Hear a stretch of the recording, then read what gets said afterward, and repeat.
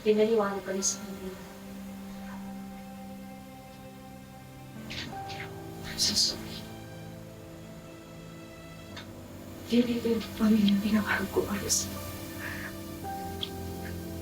I'm so sorry.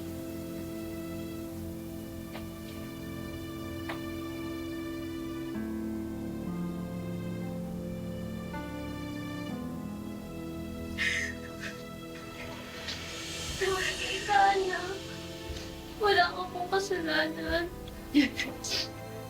Sobrang sama po ni Daddy. Sobrang sama niya.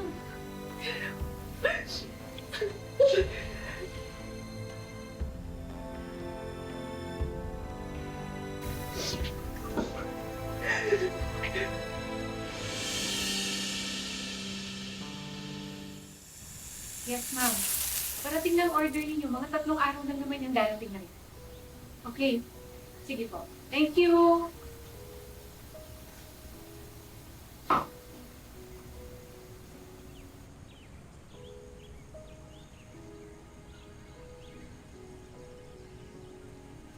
So, you mean, hindi na talaga nagparamdam sa'yo si Miguel. Silagi ko na lang na. Mabuti na rin yan.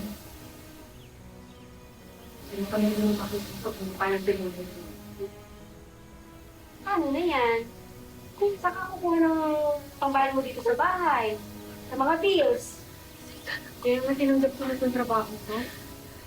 Hindi sapat, pero at least may konting income.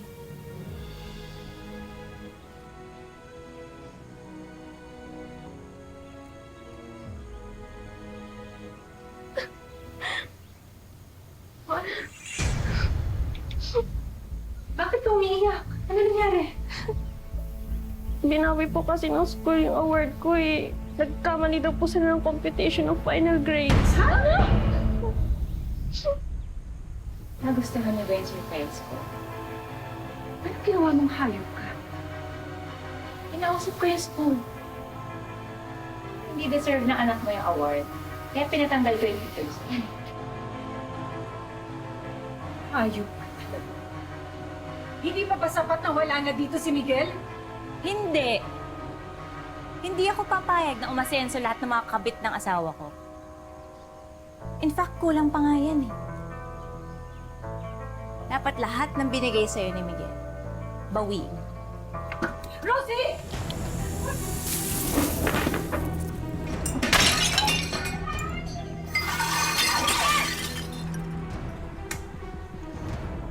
Ano ba, Rosie?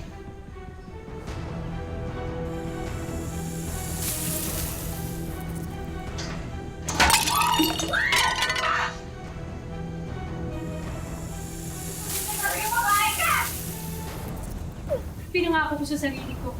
Nalalayo na kami sa inyo. Pero anak ko, kinanti ko.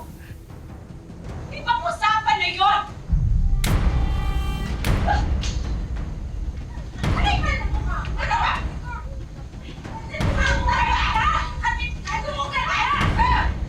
Punta ka sa barangay! Sige na! Sa loob mo, kabit ka! Tandaan mo, kabit ka, ha? Talagang babae ka! Ano? Huwag mo hawakan! Ano? Oo nga. Ikaw ang legal na asawa. Pero yung sungay mo, ha? Mas mahaba pa sa traffic ng EDSA. Woo! Dito ka talaga nababago. Asawa ng mga ahas. Kasi ahas ka. Hindi ka ang totoong hayop. Ha? Hayop ka. Mas matapang pa ang kamandag mo sa cobra.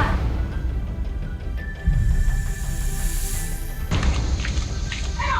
Kaya kaya ka pinipaliwian! Dali! Dapat hindi yan! Alisin niyo din yan! Paparaya! Bitawan niyo! Ikulong na! Ikulong na! Hindi pa ako tapos sa'yo. Huwag ka mag-alala. Hihintayin kita. Hindi kita uurungan, Rosie.